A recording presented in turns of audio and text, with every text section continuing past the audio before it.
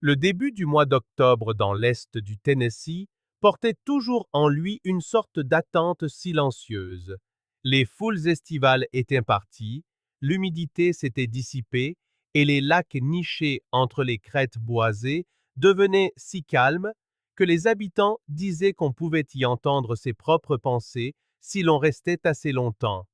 En 2004, ce calme attira une famille de 5 personnes vers un chalet loué près de l'un de ces lacs, non pas parce qu'ils cherchaient l'aventure, mais parce qu'ils avaient besoin d'un espace pour respirer. De l'extérieur, la famille semblait ordinaire. 2 parents à la fin de la trentaine, 3 enfants encore assez jeunes pour se disputer des friandises sur la banquette arrière. Leurs amis diraient plus tard qu'il n'y avait rien de dramatique dans leur projet, pas d'adieu de dernière minute, pas de tension inquiétante, juste un week-end d'évasion destiné à mettre sur pause une vie qui avait commencé à peser plus lourd qu'elle n'aurait dû. Les parents subissaient une pression depuis des mois. Les factures s'empilaient discrètement sur le comptoir de la cuisine, les longues heures de travail laissaient des conversations inachevées, les petites disputes ne se résolvaient jamais complètement. Ils ne se séparaient pas officiellement, mais il y avait une distance que tous deux ressentaient sans pouvoir la nommer. Ce séjour au chalet n'était pas présenté comme une solution, mais comme une pause, une chance de préparer des repas simples, de laisser les enfants courir dans un endroit sûr et de dormir sans réveil. Ils avaient fait leur bagage avec soin. Des provisions pour 3 jours, des essuie-tout, une lampe de poche restée inutilisée dans un tiroir et des indications imprimées pliées en deux, car le réseau cellulaire près du lac n'était pas fiable. Le matériel de pêche ne leur appartenait même pas. Il avait été emprunté à un voisin qui avait insisté pour qu'il le prenne, au cas où les enfants voudraient essayer de lancer une ligne. Rien dans la préparation ne suggérait l'urgence ou le secret. Au contraire, tout indiquait la planification d'un retour à la normale. Ils partirent ce vendredi après-midi, le SUV chargé jusqu'au toit, les sacs remplissant le coffre, une glacière coincée entre les valises. Les enfants se disputèrent brièvement pour savoir qui s'assiérait où, puis s'installèrent dans le rythme familier d'un voyage en voiture. La musique jouait doucement. Les fenêtres étaient entr'ouvertes pour laisser entrer l'air frais. Les parents parlèrent du dîner, de leur arrivée avant la nuit, d'un dernier arrêt pour des en-cas. Cet arrêt eut lieu dans une petite station-service juste à la sortie d'une route de campagne, à moins d'1 heure du chalet. L'endroit servait plus les locaux que les voyageurs, une pompe était en panne, des publicités délavées étaient collées aux fenêtres, et une cloche sonnait à chaque ouverture de porte. La famille s'y arrêta juste avant le coucher du soleil, le ciel virant déjà à l'orange. À l'intérieur, l'un des parents paya pendant que l'autre aidait les enfants à choisir des bonbons dont ils n'avaient pas besoin. Dehors, le SUV, visiblement chargé pour un week-end, pesait lourdement sur ses suspensions. La caméra de sécurité de la station enregistra toute la scène en images granuleuses qui seraient plus tard visionnées d'innombrables fois. Les enfants remontant sur leur siège, l'un d'eux pressant son visage contre la vitre, déjà lassé, les parents échangeant un rapide regard avant de reprendre le volant. Ils n'avaient pas l'air inquiets, ils n'avaient pas l'air pressés. Ils ne ressemblaient pas à des gens sur le point de disparaître. Cette vidéo deviendrait la dernière image confirmée d'eux, ensemble. Le trajet de la station-service au chalet empruntait des routes de plus en plus étroites, puis du gravier, et enfin un chemin sinueux qui plongeait vers le lac. À l'heure où ils auraient dû arriver, l'obscurité était totale. Des estimations ultérieures suggérèrent qu'ils atteignirent la zone peu après 19 heures. Personne ne les vit décharger leurs affaires. Personne n'entendit de voix à travers les arbres. Les chalets voisins étaient inoccupés ce week-end-là, leurs propriétaires étant des résidents saisonniers qui ne reviendraient pas avant des semaines. Le samedi se passa sans contact. Ce n'était pas inhabituel. La réception cellulaire autour du lac était intermittente et les parents avaient mentionné vouloir se déconnecter. Les membres de la famille restés chez eux supposèrent qu'ils pêchaient, cuisinaient, laissant les enfants veiller tard en regardant les DVD qu'ils avaient emportés. Le dimanche se déroula de la même manière. Pas d'appels, pas de textos, pas de photos partagées. Quelques proches échangèrent de brefs messages entre eux, haussant les épaules. L'heure de départ du chalet était fixée au dimanche en fin d'après-midi, mais personne ne les attendait nulle part. Il n'y avait pas d'horaire strict pour leur retour. Ce n'est que lorsque la nuit du dimanche laissa place au petit matin du lundi que l'absence commença à se faire plus pesante. Les parents étaient attendus au travail. L'un des enfants avait école. Quand le lundi arriva et que rien ne se passa, pas un appel pour expliquer un retard, pas un message pour un problème de voiture, l'inquiétude finit par naître. En milieu de matinée, les appels restaient sans réponse. Les boîtes vocales étaient pleines ou injoignables. Un membre de la famille passa en voiture devant la maison des parents, s'attendant à moitié à y voir le SUV déjà garé, le voyage écourté pour une raison ordinaire. L'allée était vide. C'est alors que quelqu'un appela enfin le bureau du shérif local. La demande fut formulée avec prudence. Une visite de courtoisie. Une famille n'était pas rentrée d'une location de chalet pour le week-end. Il ne répondait pas au téléphone. Quelqu'un pourrait-il simplement vérifier que tout allait bien? Les adjoints commencèrent par les étapes évidentes. Ils contactèrent le propriétaire du chalet, qui confirma que la famille avait bien réservé la propriété et récupéré les clés comme prévu. Personne n'avait officiellement rendu les clés, mais cela non plus n'était pas rare. Certains locataires laissaient les clés à l'intérieur et partaient tôt. Lorsque les adjoints se rendirent au chalet, ce qu'ils trouvèrent n'avait rien de dramatique, ce qui, d'une certaine manière, rendait la situation pire encore. Le chalet était verrouillé, le porche était propre, aucune lumière n'était allumée, aucun véhicule à proximité. À l'intérieur, rien n'avait été dérangé, car personne n'y était entré depuis l'arrivée prévue de la famille. C'était comme si le week-end n'avait jamais eu lieu. Les adjoints élargirent leur périmètre. Ils parcoururent les routes environnantes. Ils vérifièrent les rampes de mise à l'eau, les parkings, les départs de sentiers. Rien. Aucune trace de pneus suspects. Aucun équipement abandonné. Rien n'indiquait qu'une famille de 5 personnes avait un jour atteint le bord de l'eau. En début d'après-midi, le ton de l'enquête changea. Il ne s'agissait plus d'un simple retard. Les relevés téléphoniques ne montraient aucune activité après le vendredi soir. Les comptes bancaires étaient intacts, les cartes de crédit inutilisées.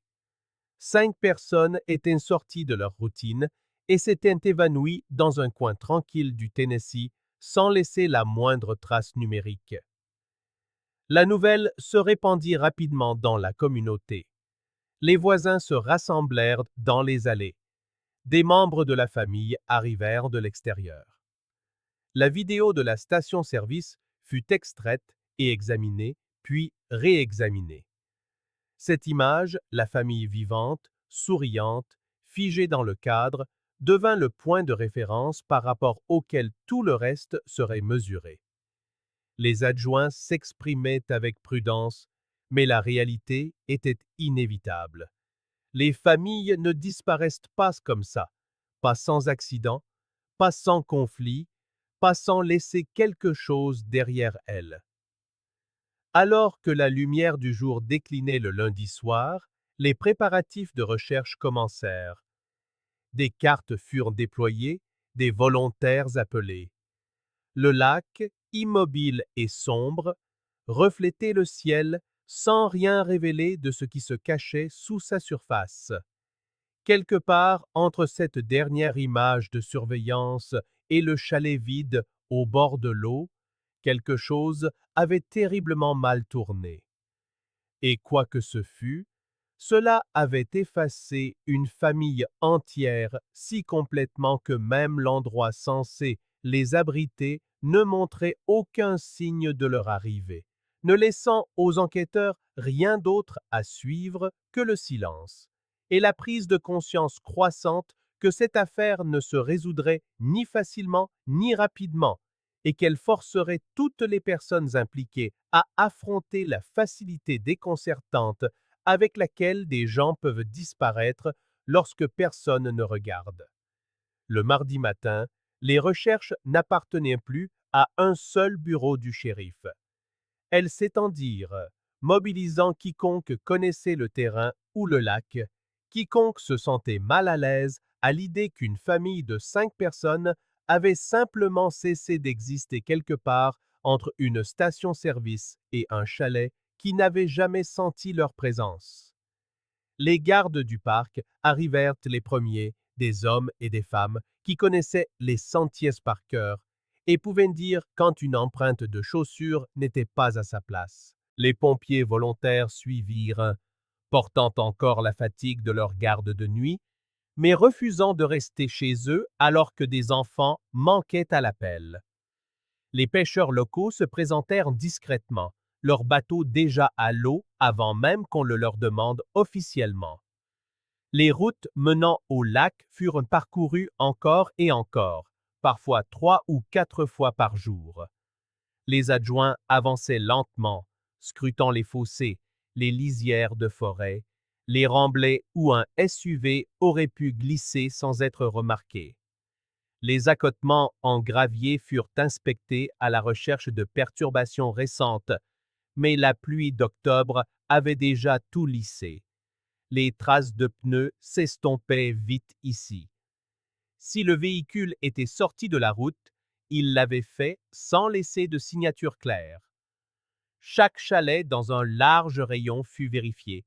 Les portes ouvertes, les fenêtres inspectées, les registres d'hôtes examinés page par page. Les propriétaires furent appelés au travail, à la maison, parfois au milieu de la nuit, et on leur posa les mêmes questions à plusieurs reprises. Aviez-vous vu la famille arriver? Quelqu'un a-t-il utilisé la propriété? Avez-vous remarqué quelque chose d'inhabituel? Les réponses étaient constantes. Non, non et non. Les terrains de camping furent ensuite fouillés. Les foyers étaient froids et intacts. Les tables de pique-nique étaient propres, à l'exception des feuilles emportées par le vent. Aucune trace d'emballage de nourriture, aucune empreinte de chaussures d'enfant, rien qui ne suggère des rires, des disputes ou le désordre normal qu'une famille laisse inévitablement derrière elle. C'était comme si la forêt elle-même avait rejeté leur présence.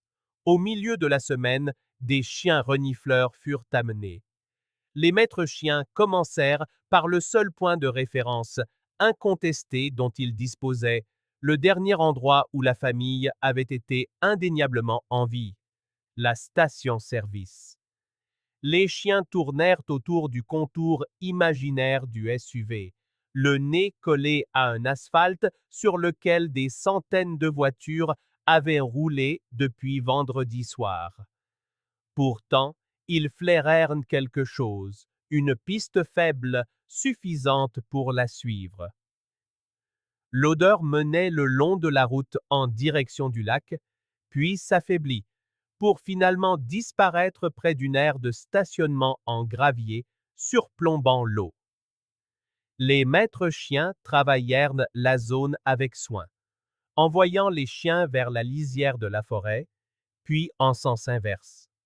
Rien. Pas de continuation dans les bois, pas de piste en boucle, juste un arrêt brutal, comme si le mouvement de la famille s'était terminé là. Cette absence troubla même les maîtres chiens les plus expérimentés. Les gens entrent dans les bois, ils laissent des traces.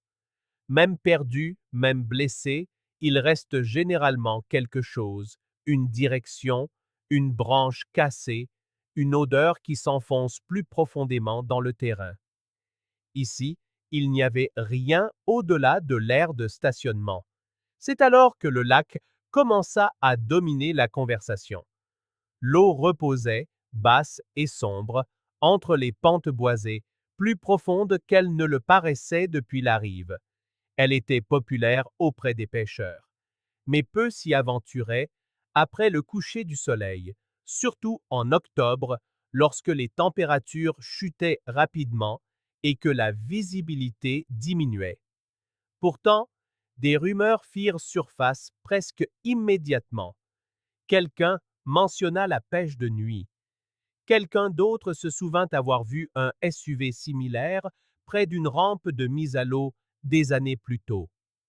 Rien de tout cela ne fut confirmé, mais c'était suffisant pour réorienter les ressources. Des plongeurs furent demandés. Pas des spécialistes avec un équipement de pointe, mais des équipes locales formées au sauvetage et à la récupération.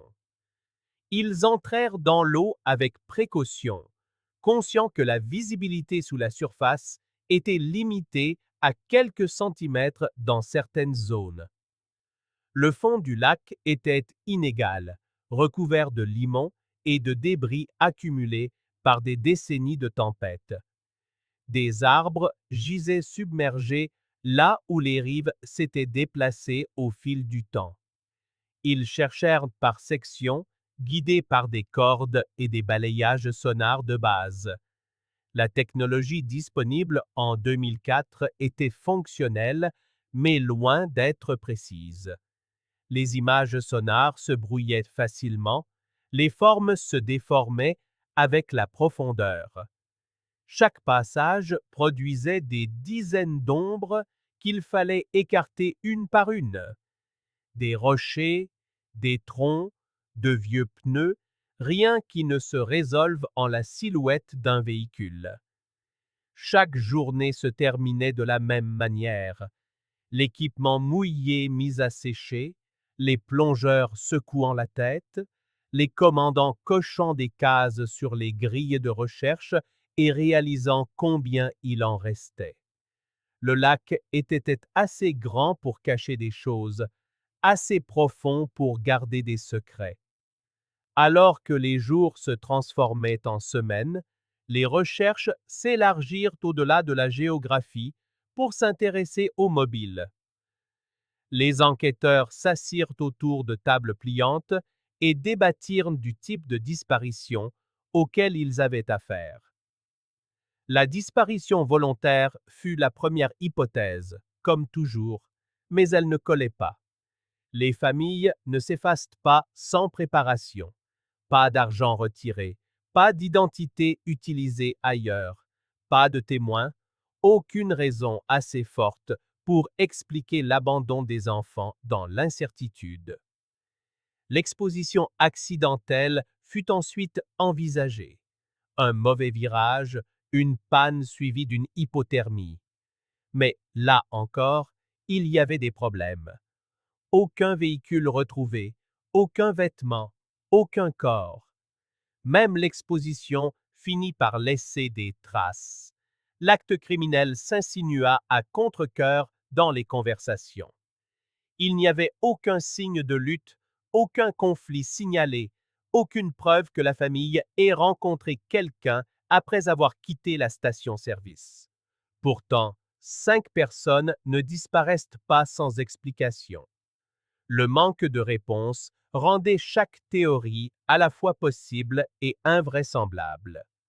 L'attention des médias amplifia la pression. Les chaînes locales diffusaient le sujet tous les soirs. Les photos de la famille remplissaient les écrans. Les journalistes se tenaient près du lac, répétant les mêmes faits confirmés, car il n'y en avait pas de nouveau à ajouter. Alors que la couverture s'étendait à tout l'État, les tuyaux affluèrent. Certains étaient sincères, la plupart n'étaient que du bruit, des signalements qui s'effondraient sous l'examen, des appels anonymes suggérant des connaissances sans substance. Les enquêteurs poursuivirent ce qu'ils pouvaient. Chaque piste consumait du temps et de l'énergie pour souvent aboutir à une impasse. Plus rien n'apparaissait, plus l'absence elle-même devenait la caractéristique déterminante de l'affaire. Fin novembre, les recherches commencèrent à ralentir, non pas par manque de volonté, mais parce que l'hiver approchait et que les ressources étaient limitées. L'eau froide rendait la plongée plus dangereuse. Le nombre de volontaires diminua à l'approche des fêtes. Les efforts de recherche officiels furent réduits, remplacés par des vérifications périodiques et l'espoir silencieux que quelque chose, n'importe quoi, referait surface de lui-même. Les familles des disparus eurent du mal à accepter ce changement. Le calme soudain après des semaines d'activité ressemblait à un abandon, même lorsque les adjoints expliquaient les limites pratiques. Ils parcouraient eux-mêmes les routes, s'arrêtant là où les chiens s'étaient arrêtés, fixant l'eau comme si la proximité pouvait forcer les réponses à apparaître. L'hiver s'installa sur le lac, scellant la surface de froid et de distance. Les bois redevinrent silencieux. Les dossiers de l'affaire s'épaissirent, puis furent mis en boîte. Les détectives promirent que ce n'était pas fini, mais les promesses ne pouvaient combler le vide laissé par 5 personnes qui n'étaient jamais rentrées chez elles. En l'absence de preuves, la spéculation se transforma en conviction. Certains insistaient sur le fait que la famille avait choisi de disparaître, même si cela n'avait aucun sens.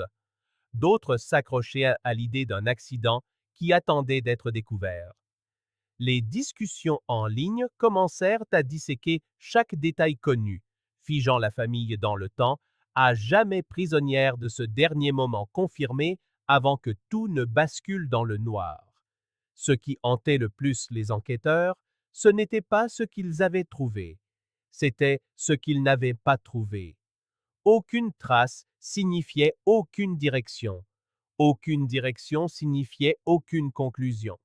Et alors que les mois passaient sans aucun développement, le silence devint plus lourd que n'importe quel indice aurait pu l'être. Quelque part, la vérité restait cachée, non pas enfouie sous des mensonges ou verrouillée derrière des aveux, mais simplement hors de vue, attendant le moment où quelqu'un regarderait enfin au bon endroit avec les bons outils, bien après que l'espoir se soit amenuisé et que l'affaire se soit installée dans la catégorie troublante des disparitions qui refusent de livrer leurs secrets. Alors que les mois se transformaient en années, l'affaire cessa d'avancer pour commencer à s'étendre. Sans preuve matérielle pour l'ancrer, la disparition se fragmenta en théories, chacune façonnée par la peur, la frustration et le besoin humain d'une explication qui donnerait un sens à la volatilisation de 5 personnes sans avertissement. La première théorie à s'imposer fut aussi la plus controversée. Certains spéculèrent que les parents avaient mis en scène la disparition. C'était une idée née moins de preuves que d'incrédulité. Les enquêteurs avaient découvert des difficultés financières courantes, des soldes de cartes de crédit, des factures en retard, le genre de pression commune à de nombreux ménages. Pour certains observateurs extérieurs, c'était suffisant. Ils imaginèrent une décision désespérée, une fuite calculée, une famille recommençant sa vie ailleurs sous de faux noms.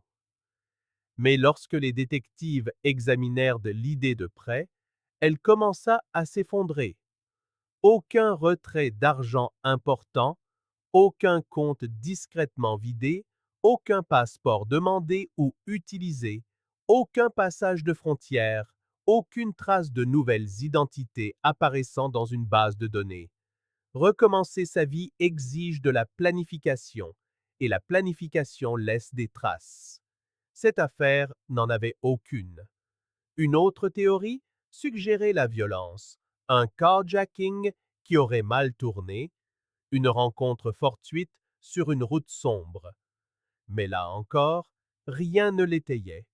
Aucun véhicule abandonné, aucun témoin, aucune preuve médico-légale d'une lutte à la station-service ou le long du trajet.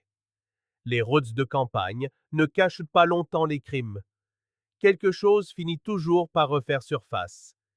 Ici, rien ne le fit. La théorie la plus persistante restait la plus simple et, d'une certaine manière, la plus difficile à accepter. Un accident, un mauvais virage, un véhicule glissant dans le lac sans être remarqué. Cela semblait plausible en surface, mais les enquêteurs peinaient avec les détails. Le lac avait été fouillé plus d'une fois.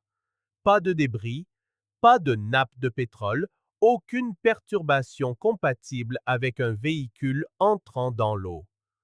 En 2004, les scans sonars étaient imparfaits, mais ils n'étaient pas aveugles. Si un grand SUV était là-dessous, beaucoup pensaient qu'il aurait dû être trouvé. Faute de direction claire, la spéculation publique combla le vide. Des forums en ligne apparurent, puis se multiplièrent. Des étrangers qui n'avaient jamais visité le lac se mirent à analyser image par image les séquences granuleuses de la station-service. Ils débattirent du langage corporel de la famille, de la façon dont l'un des parents se tenait légèrement à l'écart, de la façon dont un enfant se penchait entre les sièges. Chaque geste se vit attribuer une signification. Chaque pose devint suspecte. La vidéo, autrefois banale, devint un moment figé sans cesse réinterprété par des gens désespérés de voir quelque chose que les enquêteurs avaient manqué. L'absence des enfants accentua la charge émotionnelle de l'affaire. Des veillées furent organisées la première année, des bougies vacillèrent, des noms furent lus à voix haute, des photos brandies devant les caméras. Au fil du temps, la participation diminua. Les gens passèrent à autre chose, même si la famille ne le pouvait pas. Les anniversaires se succédèrent sans célébration. Les fêtes arrivèrent sans explication. La maison des parents resta silencieuse, préservée par des proches qui ne pouvaient se résoudre à changer quoi que ce soit.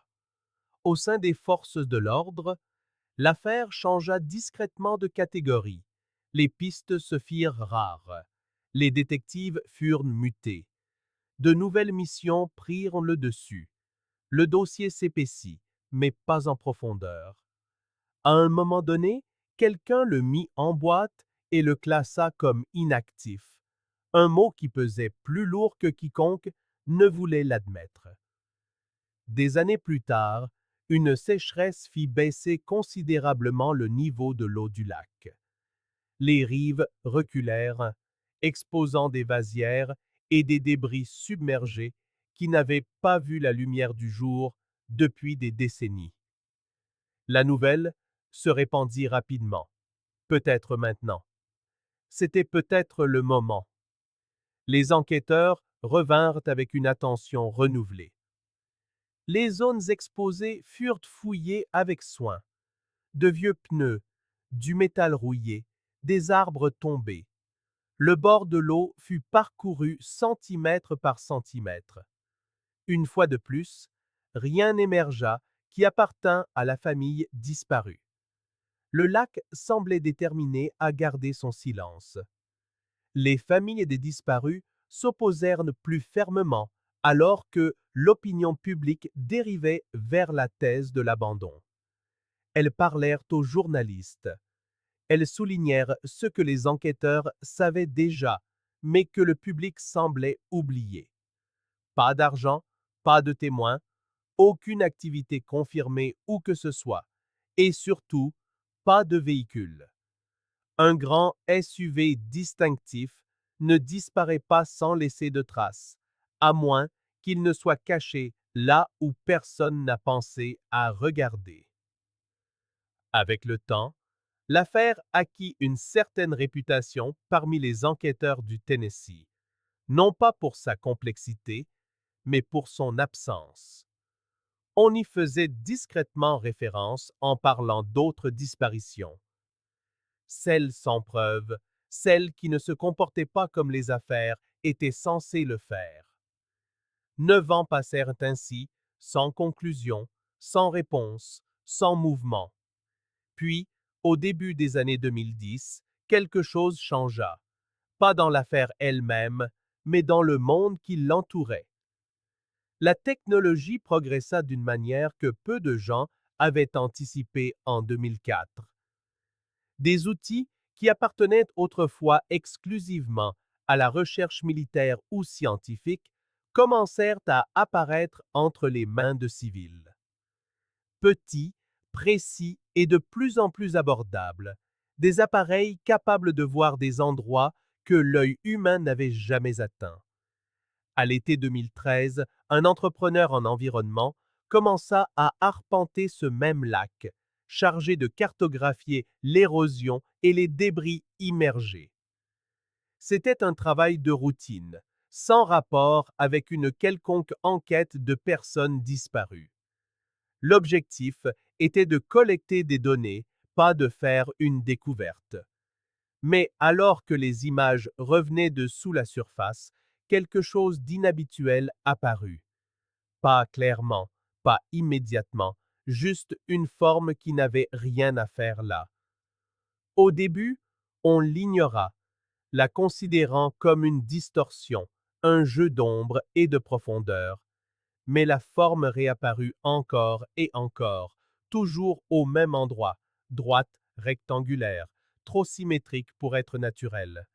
Quelqu'un vérifia de vieux dossiers, quelqu'un sortit une carte, quelqu'un se souvint d'une famille qui avait disparu des années plus tôt sans laisser de traces. Et pour la première fois depuis 2004, l'affaire qui s'était figée dans le temps semblait commencer à dégeler. Non pas parce que de nouvelles questions étaient posées, mais parce que, enfin, quelque chose de solide était apparu sous la surface, attendant d'être identifié. Chaque affaire sur cette chaîne n'est pas juste une histoire. Ce sont des semaines de recherche dans les archives, de vérification des faits et de reconstitution de vies réelles qui ont été perdues. Chaque épisode demande près de 15 jours de recherche et de longues nuits à courir après la vérité. Nous racontons ces histoires parce qu'elles sont importantes et que quelque part, quelqu'un mérite encore que l'on se souvienne de lui. Si vous souhaitez que nous continuions à lever le voile sur ces mystères, prenez une seconde pour aimer cette vidéo, vous abonner et nous dire en commentaire quelle partie de l'affaire d'aujourd'hui vous a le plus marqué. Votre soutien est notre moteur. Et si vous voulez découvrir d'autres affaires classées qui ont été résolues, les liens vous attendent dans la description ci-dessous. Retournons maintenant à notre affaire. À l'été 2013, le lac s'était depuis longtemps effacé de la mémoire collective en tant que scène de crime. Pour la plupart des gens, ce n'était plus qu'une simple étendue d'eau, un lieu paisible bordé d'arbres, fréquenté par des pêcheurs et des habitants qui avaient soit oublié la disparition, soit ignoré qu'elle avait eu lieu. Le dossier de l'affaire reposait intact dans une salle d'archives où la poussière s'accumulait plus vite que les réponses.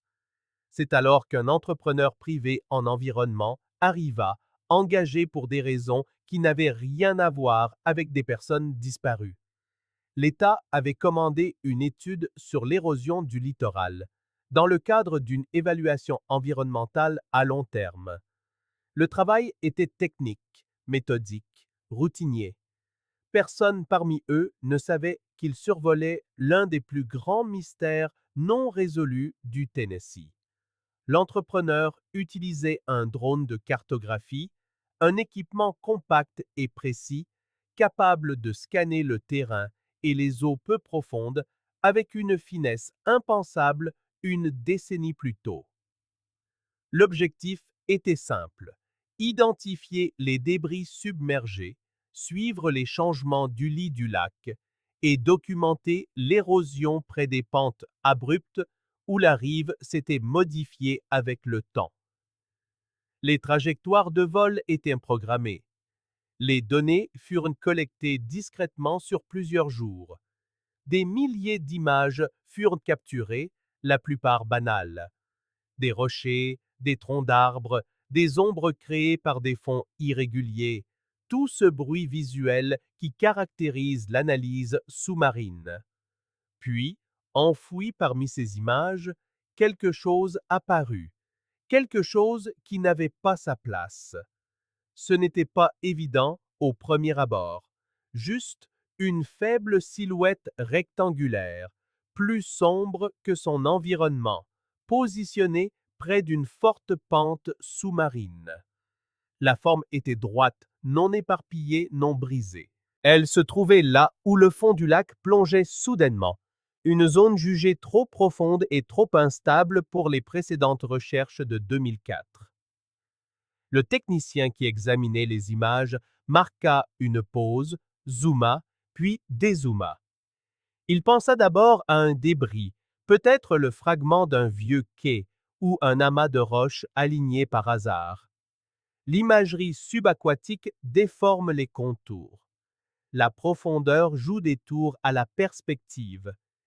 Il signala tout de même l'anomalie, plus par habitude que par réelle inquiétude. Plus tard ce jour-là, un autre technicien passa en revue le même balayage et s'arrêta sur la même image. La forme semblait trop uniforme, trop symétrique. Elle avait des lignes nettes qui n'appartenaient pas à la nature. Quelqu'un lança un second survol des mêmes coordonnées. La forme était toujours là, inchangée, ancrée. Pourtant, la prudence l'emporta. Les études environnementales ne sont pas des enquêtes criminelles. Les faux positifs sont monnaie courante. L'image fut enregistrée, classée et presque oubliée. Presque.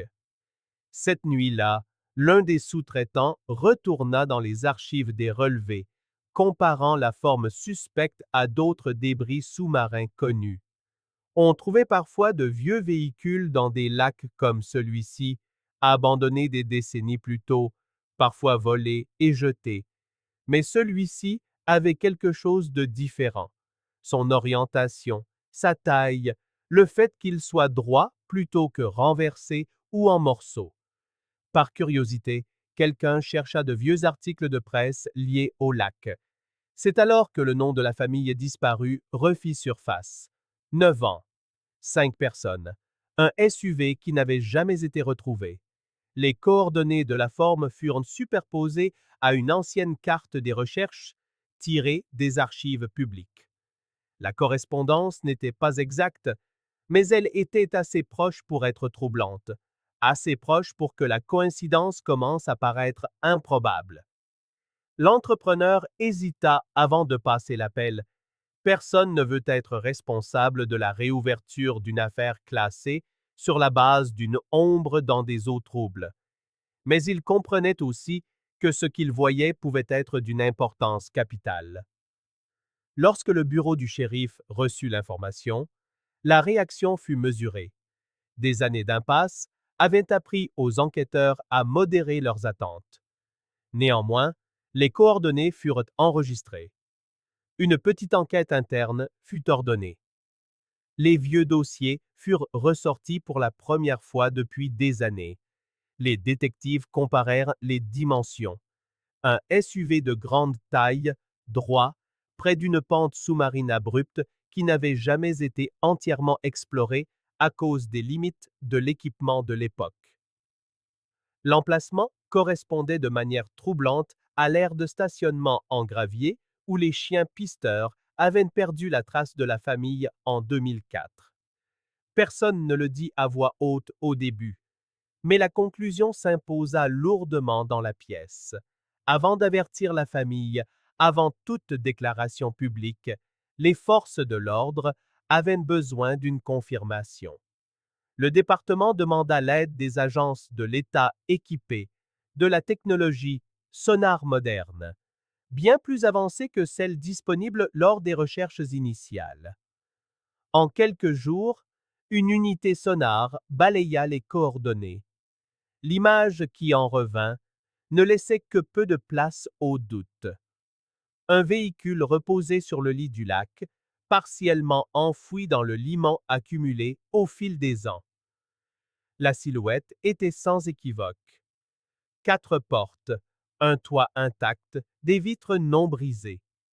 Il reposait droit, comme s'il avait simplement roulé dans l'eau et s'y était posé tranquillement, sans culbuter ni rouler sur lui-même. Les techniciens ajustèrent l'angle, améliorèrent l'image, zoomèrent sur l'arrière. Une plaque d'immatriculation émergea à travers la distorsion. Elle correspondait.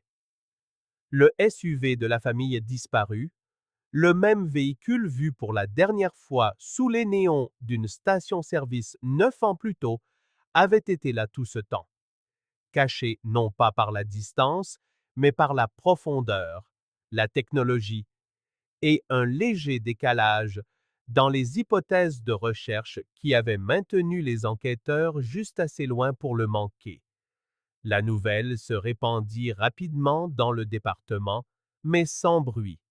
Ce n'était pas une célébration, c'était un moment de gravité. Les téléphones sonnèrent, des réunions furent convoquées, les protocoles révisés. L'affaire n'était plus théorique. Pour la première fois en près d'une décennie, la disparition avait un point d'ancrage physique. Le lac fut discrètement bouclé. La planification de la récupération commença immédiatement, mais avec prudence. La position du véhicule posait des défis. Le déranger trop rapidement pourrait compromettre les preuves, endommager les restes ou faire s'effondrer le limon qui le maintenait en place. Chaque geste devait être délibéré. Avant de toucher à quoi que ce soit, les enquêteurs revisitèrent la chronologie, l'aire de stationnement en gravier, l'absence de traces de pneus, les chiens perdant la piste au bord de l'eau. Toutes ces pièces qui semblaient autrefois déconnectées commençaient à s'assembler pour former un tout cohérent et profondément troublant. Il devint clair que la famille ne s'était pas évanouie dans les bois. Elle n'avait jamais quitté le lac. Cette prise de conscience frappa les enquêteurs de différentes manières. Certains ressentirent un soulagement, celui qui vient avec les réponses, même les plus terribles. D'autres sentirent un poids silencieux s'installer dans leur poitrine. La vérité avait été là depuis le début, juste hors de portée, juste au-delà des limites de la technologie de l'époque. Pour les familles des disparus, la nouvelle arriva avec précaution. Les autorités ne spéculèrent pas. Elles ne promirent pas de tourner la page. Elles dirent seulement que quelque chose avait été trouvé et que cela correspondait au véhicule manquant. 9 années d'incertitude s'effondrèrent en tant un seul point sous la surface d'un lac qui avait gardé son secret sans intention ni malice. Et tandis que les plans pour récupérer le SUV avançaient, les enquêteurs comprirent que le mystère n'était plus de savoir où la famille était allée, mais ce qui s'était passé dans ces derniers instants, scellé à l'intérieur d'un véhicule qui avait attendu silencieusement dans le noir, détenant des réponses que personne n'avait été en mesure de trouver jusqu'à présent. La récupération ne commença pas dans l'urgence, mais dans la retenue. Après 9 ans d'absence, les enquêteurs savaient que ce qui attendait sous le lac était figé dans le temps et que se précipiter vers les réponses pourrait détruire les preuves même qu'ils avaient attendues près d'une décennie. Des agences d'État furent discrètement impliquées. Des ressources fédérales suivirent. Chaque mouvement fut planifié, revu et révisé. Des semaines passèrent avant que quoi que ce soit ne touche l'eau. Des spécialistes étudièrent les relevés sonars à plusieurs reprises, cartographiant la position exacte du SUV. Il reposait droit, légèrement incliné vers l'avant, partiellement enfoncé dans des couches de limon accumulées année après année. Les vitres semblaient intactes, les portes fermées.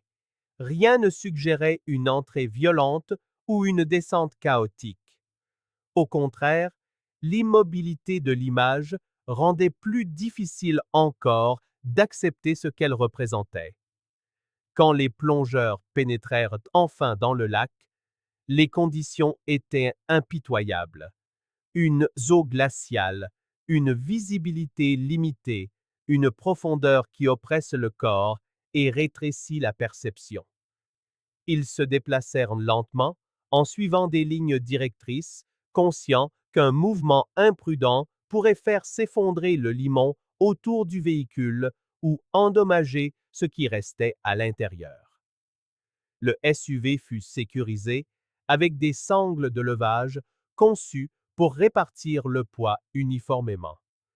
Des ballons de relevage furent placés stratégiquement pour aider à la remontée. L'objectif n'était pas la vitesse, mais la préservation. Alors que le véhicule se libérait du lit du lac, des décennies de silence se levèrent avec lui. Le limon troubla l'eau, puis s'éclaircit juste assez pour révéler ce qui avait été caché. L'ascension dura des heures. Personne ne parlait beaucoup pendant l'opération. Les radios ne transmettaient que les instructions nécessaires. Même les secouristes les plus expérimentés sentaient le poids de ce qu'ils remontaient. Lorsque le SUV émergea enfin, l'eau s'écoulant de chaque jointure, la vérité devint inéluctable. À l'intérieur se trouvaient les dépouilles des 5 membres de la famille. Ils étaient encore assis, ceinture bouclée, les enfants à l'arrière, les parents à l'avant. Personne n'avait été projeté vers l'avant. Personne n'avait été éjecté. Il n'y avait aucun signe de mouvement désespéré figé dans le temps. Aucune preuve de porte forcée ou de vitre brisée dans la panique. Cela ressemblait, d'une manière terrible, à une famille interrompue en plein voyage. Les équipes de la police scientifique prirent immédiatement le relais. Le véhicule fut transporté dans une installation sécurisée où chaque détail pouvait être documenté. Des photos furent prises, des mesures enregistrées, des échantillons d'eau prélevés. Le SUV lui-même fut traité comme un témoin silencieux, son état détenant des réponses que les mots ne pourraient jamais donner.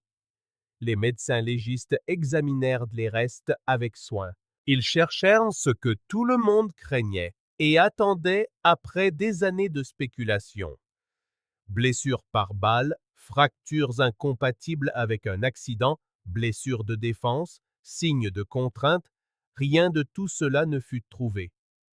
Il n'y avait pas de traumatisme contondant au-delà de ce qui pouvait s'expliquer par l'entrée d'un véhicule dans l'eau. Aucune preuve de violence, aucune indication que quelqu'un d'autre ait été impliqué. Les autopsies confirmèrent ce que la scène suggérait déjà. La cause du décès pour les 5 membres de la famille était une noyade accidentelle. Les rapports toxicologiques revinrent négatifs. Pas d'alcool, pas de drogue, rien qui aurait pu altérer le jugement au-delà de la fatigue ordinaire d'un long trajet en fin de journée. Avec les conclusions matérielles établies, les enquêteurs se tournèrent vers la reconstitution. Le dessous du SUV récupéré fut examiné de près. de la boue et du gravier étaient encore logés dans le châssis. Lorsque les enquêteurs retournèrent sur la zone où les chiens pisteurs avaient perdu la trace de la famille en 2004, la correspondance était précise. Juste au-delà de l'aire de stationnement en gravier, partiellement cachée par les broussailles et l'obscurité, se trouvait une pente étroite menant à l'eau. De jour, la dénivellation était visible. De nuit, surtout pour quelqu'un ne connaissant pas la région, elle pouvait facilement être confondue avec le bord d'un parking ou la continuation de la route. Il n'y avait pas de glissière de sécurité, pas de balises réfléchissantes, pas de panneaux avertissant de la proximité d'eau profonde. Les enquêteurs reconstituèrent la séquence probable. La famille est arrivée après la tombée de la nuit. Ils se sont dirigés vers ce qu'ils pensaient être une aire d'arrêt sûr. Le SUV a avancé, lentement d'abord. Les pneus ont perdu leur adhérence sur le gravier meuble. La gravité a fait le reste. Une fois le véhicule dans l'eau, tout a dû se passer très vite. L'eau s'est engouffrée. Les systèmes électriques sont tombés en panne. Les lumières se sont éteintes. Dans l'obscurité totale, désorientés et piégés par les ceintures de sécurité, la panique s'est installée. Le SUV n'a pas plongé violemment. Il s'est posé droit, ce qui a probablement fait croire à une issue possible pendant quelques secondes de plus. Assez longtemps pour créer un faux espoir, mais pas assez pour surmonter la pression, la confusion et le choc glacial de l'eau.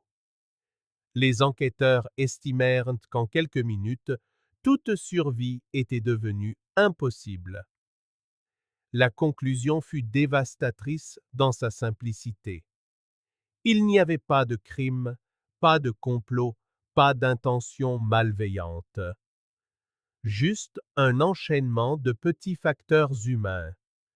Un terrain inconnu, un éclairage insuffisant, l'absence de barrières de sécurité, convergeant en un instant fatal. La disparition qui avait hanté le Tennessee pendant près d'une décennie n'avait jamais été un mystère de choix ou de violence. C'était un mystère de visibilité. Le lac n'avait pas avalé la famille par cruauté.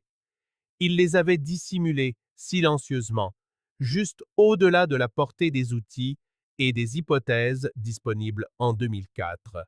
Lorsque les conclusions furent rendues publiques, les réactions furent partagées.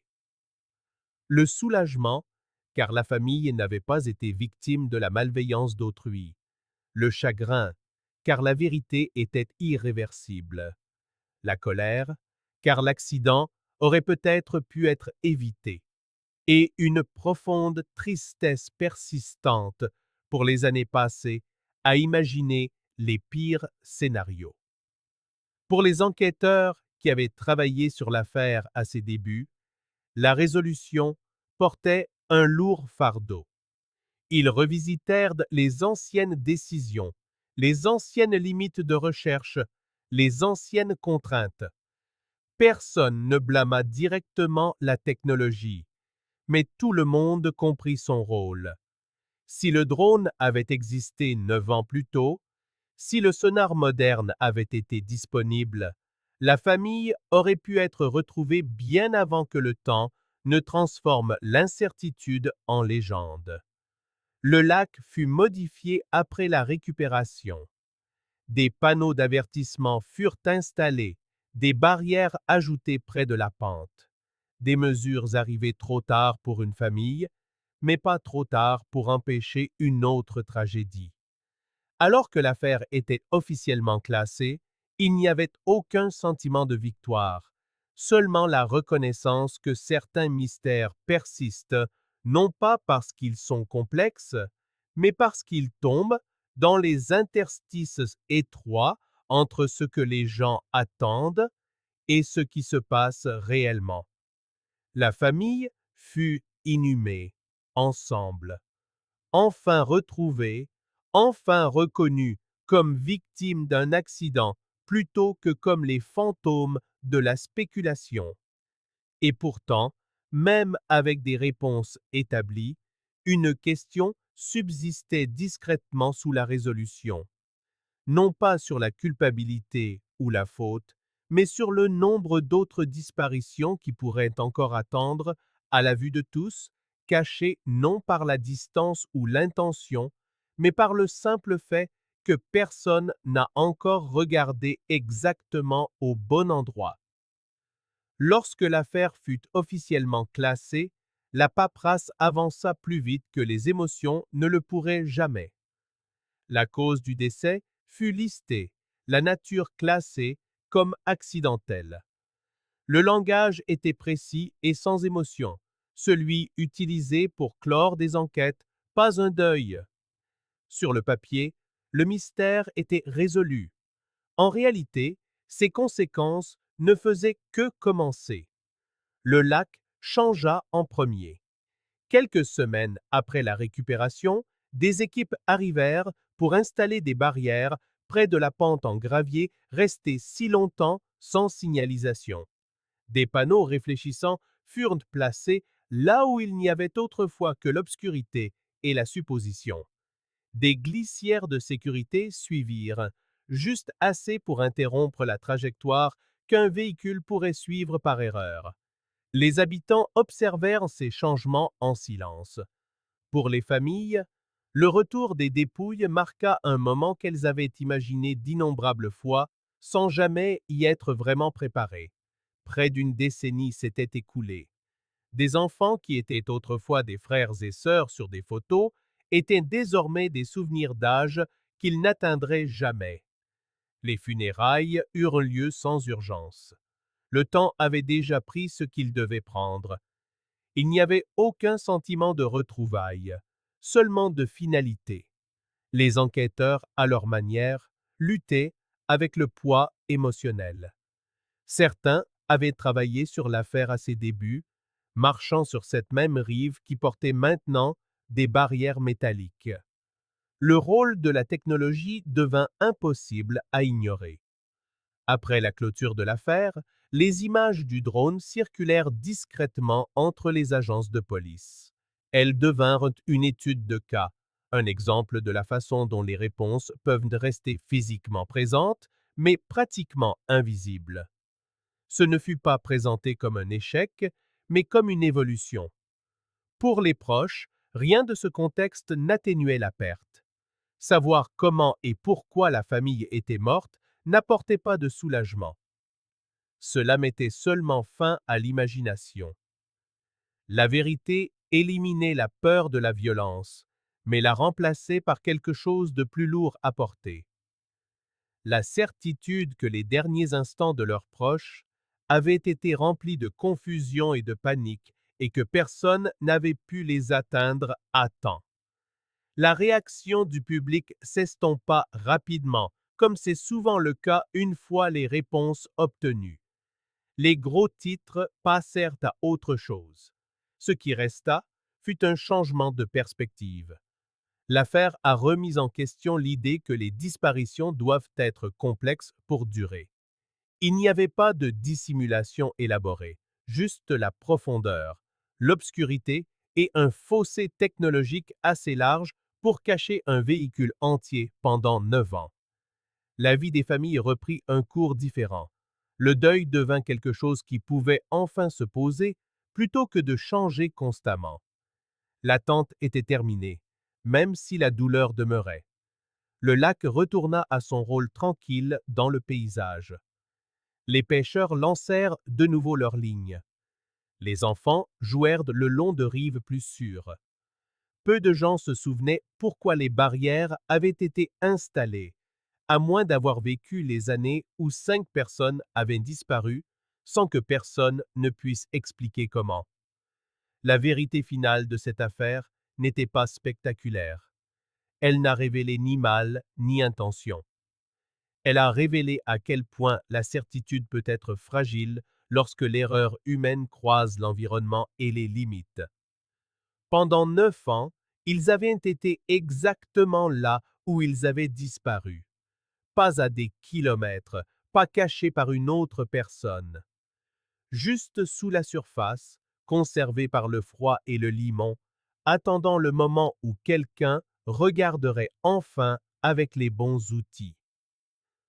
Le mystère ne s'est pas achevé par une confrontation ou des aveux, mais par la dévastation silencieuse d'un accident. Un rappel que certaines disparitions n'impliquent ni monstres ni malveillance. Elles impliquent des décisions ordinaires, un terrain non balisé et la nature impitoyable de l'obscurité et de l'eau. Et dans cette prise de conscience, le silence qui avait autrefois défini l'affaire s'est enfin brisé. Pas bruyamment, pas complètement, mais assez pour permettre à l'histoire de se terminer là où elle a toujours appartenu.